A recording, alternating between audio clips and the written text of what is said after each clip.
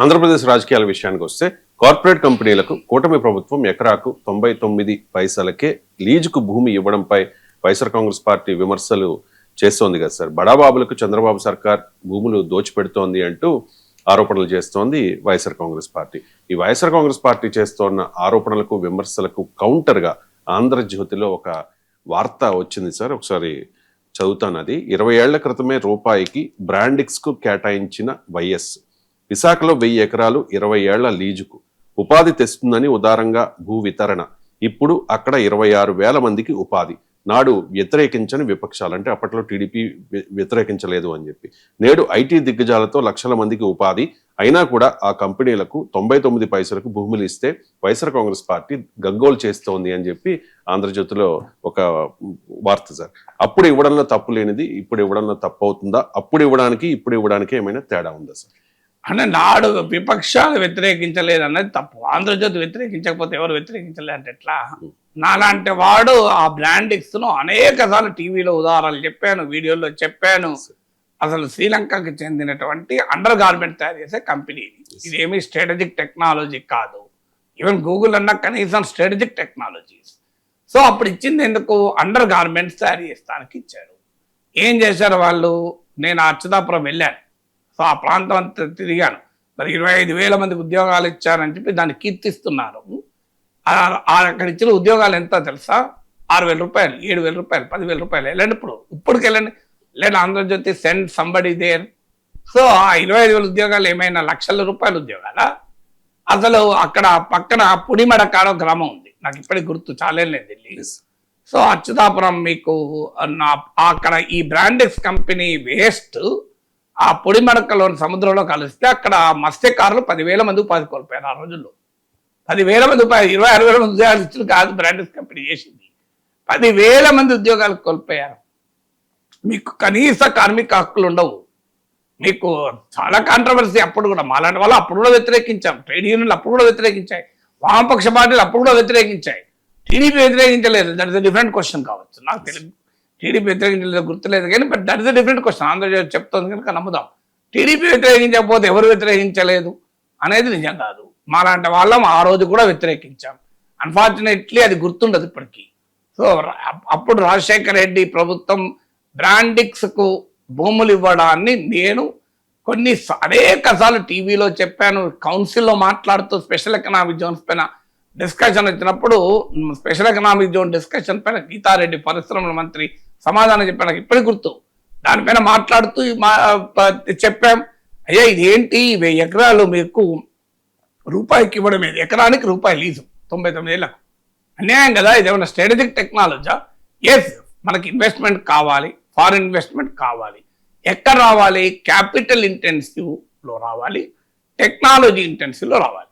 రాకూడదని కాదు, అంటే మనకు పెట్టుబడి లేని చోట పెట్టుబడి రావాలి, మనకు సాంకేతిక పరిజ్ఞానం లేని చోట సాంకేతిక పరిజ్ఞానం రావాలి. ఆ రెండు వచ్చేటప్పుడు నువ్వు భూములు ఇస్తే తప్పులేదు. అది కూడా ఎంత అవసరమో అంత భూములు ఇవ్వాలి. ఆ అవసరము కూడా మరి మార్కెట్ రేటుకు వాళ్ళు కొనుక్కోలేని పరిస్థితి ఉందా నిజంగానే? అంటే మనం భూమి చీప్కి ఇస్తేనే వస్తారా, లేకపోతే రారా? ఇతర స్ట్రాటజిక్ అడ్వాంటేజెస్ మనం ఏమైనా కల్పిస్తున్నామా? ఎందుకంటే ల్యాండ్ ఇది ఫిక్స్డ్ రిసోర్స్. నువ్వు ల్యాండ్ ఫ్యాక్టరీలో సృష్టించలేము కదా. ల్యాండ్ను ఫ్యాక్టరీలో సృష్టించలేవు. మీరు ట్యాక్స్ కన్సెషన్స్ ఇచ్చినా కూడా మళ్ళీ ఇంకో రకంగా ఆదాయాన్ని పెంచుకోవచ్చు. ఒక్కసారి భూమి ఇస్తే మళ్ళీ భూమి తిరుగురాదు కదా.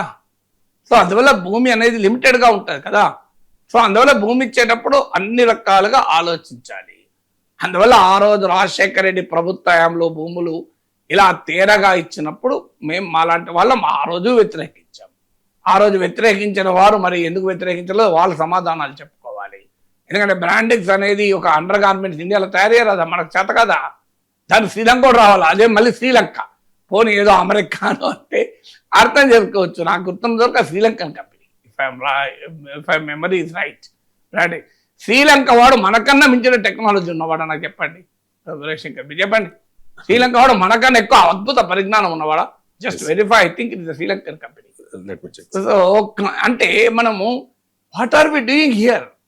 సో అయితే ఇప్పుడు మరి అయితే ఆంధ్రజ్యోతి చెప్పే పాయింట్ ఒకటి కరెక్ట్. ఆ రోజేమో రాజశేఖర రెడ్డి భూమి ఇస్తే జేజేలు పలికిన వారు, ఈరోజు గూగుల్ ఏ హబ్కి ఇస్తే వ్యతిరేకించడం ఏంటి అని, అది మాత్రం వెరీ కరెక్ట్. అసలు గూగుల్ ఏ హబ్కు కూడా వ్యతిరేకిస్తే, అప్పుడు వ్యతిరేకించిన వాళ్ళు ఇప్పుడు వ్యతిరేకిస్తే ఇంకా అన్యాయం.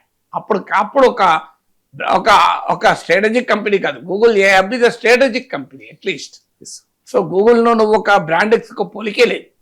సో ఇప్పుడు వ్యతిరేకించిన ఇంకా అన్యాయం. Brandix Sri Lankan company. సో అదే నేను చెప్పిన నాకు వస్తుంది, నేను చాలా నేను వెళ్ళి ఇప్పటికి అప్పుడు 20 years క్రితం నియర్లీ. సో అందువల్ల మీకు అది శ్రీలంకన్ కంపెనీకి ఎకరానికి 1000 రూపాయకి 1000 ఎకరాలు ఇచ్చి ఒక అమెరికన్ ప్రపంచ ప్రఖ్యాత మల్టీనేషనల్ గూగుల్, మామూలు కంపెనీ కాదు కదా గూగుల్ అనేది, దానికి ల్యాండ్ ఇస్తే అభ్యంతరం చెప్పడం హాస్యాస్పదం, అందులో అనుమానం లేదు. కానీ గూగుల్కైనా ఇవ్వడము అనేది రేషనల్ ఏంటి? ఇప్పుడు కంపారిజన్లు ఎక్కడ వస్తున్నాయంటే గుజరాత్లో మరి ఇలాగే రూపాయికి ఇచ్చారా 99 ఏళ్ళు. సో మరి మార్కెట్కు వాల్యూకు వాళ్ళు కొనలేరా? అంత కొనలేని కంపెనీలా ఇవి. కొన్నప్పుడు మరి దానివల్ల మనకు వచ్చే మల్టిప్లైర్ ఎఫెక్ట్ ఏంటి ఎకానమీకి? ఈ చర్చ చాలా సీరియస్ డిస్కషన్ నడవాలి. సో ఇవాళ వద్దా అనే కంక్లూజన్ నేను కూడా వెంటనే చెప్పండి, అందరూ ఇస్తారు. ఇప్పుడు ఎక్కడ ల్యాండ్, కానీ మన రాజకీయ పార్టీలు ఏంటంటే వాళ్ళు ఇస్తే రైట్, ప్రత్యర్థులు ఇస్తే తప్పు. ఇది అంతలా ఉన్న రోగం ఇది, ఇక్కడే కాదు ఇది. ఇప్పుడు బెంగాల్లో సింగూరులో టాటా నానో కార్ 1 లక్ష రూపాయల కారు అప్పుడు లెఫ్ట్ ప్రభుత్వం ల్యాండ్ ఇచ్చింది. ఎవరు వ్యతిరేకించారు? తృణమూల్ కాంగ్రెస్ వ్యతిరేకించి టాటా కార్కు అసలు 34 ఏళ్ల వామపక్ష ప్రభుత్వ పతనానికి సింగూర్ నందిగ్రామ్ ఉద్యమాలే కారణం కదా. సింగూర్ నందిగ్రామ్ ఉద్యమాల వల్లనే లెఫ్ట్ ఓడిపోయింది. ఎందుకు? వాడికి ఆడ భూములు ఇచ్చారు, పరిశ్రమలకు భూములు ఇచ్చారు. పరిశ్రమలకు భూములు ఇచ్చే వరకు పెద్ద ఎత్తున మమతా బెనర్జీ పోరాడి ఆఖరికి ఆ కంపెనీ గుజరాత్కి వెళ్ళిపోయింది. మరి గుజరాత్కి ఇస్తే గుజరాత్ ప్రభుత్వం హాయిగా తీసుకున్నది, అక్కడ ప్రొడక్షన్ సక్సెస్ కాలేదు, డిఫరెంట్ కేసు. సో అందువల్ల మీకు బెంగాల్లో జరిగింది తృణమూల్ మమతా బెనర్జీ అధికారంలోకి తెప్పించింది ఈ భూమి ఇవ్వడానికి వ్యతిరేకంగా. అందువల్ల రాజకీయ పార్టీలు నిజాయితీలు ఉండవు, రాజకీయ పార్టీలకు రాజకీయాలే ఉంటాయి. అంటే తాము చేస్తే రైటు, ఇంకోటి చేస్తే తప్పు. ఇది అన్ని పార్టీలకు ఉండే లక్షణం, ఇది అన్ని రాజకీయ పార్టీలకు ఉండే లక్షణం. ఎవ్వరూ సిద్ధాంత రీత్యా ఇది రైట్ అని ఇది రాంగ్ అని మనం మాలాంటి వాళ్ళం అప్పుడైనా ఇప్పుడైనా ఒకే స్టాండ్ తీసుకుంటాం. అందుకే నేను చెప్పింది ఆ రోజు బ్రాండెడ్ కంపెనీ ఎవరూ వ్యతిరేకించలేదు, ఆంధ్రజ్యోతి కథ నిజం కాదు. మాలాంటి వాళ్ళకి చాలాసార్లు ఉదాహరణలో చెప్పాం, ఇది అన్యాయమైన భూ ఇవ్వడము, అసలు అవసరమే లేదు, ఇంత అది ఉపాధి కల్పించడం లేదు, ఆ ఉపాధి ఉన్న ఉపాధిని పోగొడుతుందని చాలా విమర్శలు చేశాం బ్రాండెక్స్ పైన.